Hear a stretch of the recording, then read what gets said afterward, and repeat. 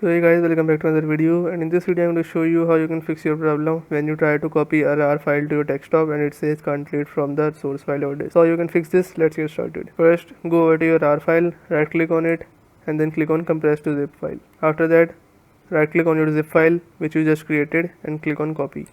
Now paste it in your desktop and then open this. Once you open zip file, you'll notice that it has the same RAR file.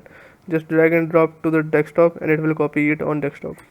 So yes, this is how you can fix your problem. If your problem still occurs, so make sure to comment down below so we can bring a detailed guide on this video. Alright, that's it for today's tutorial.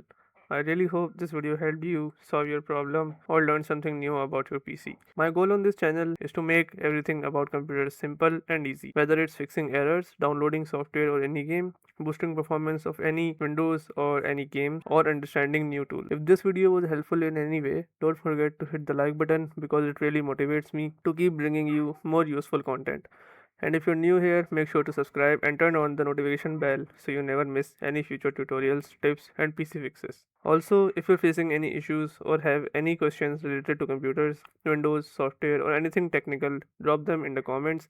I read all of your comments and I'll try my best to help you out.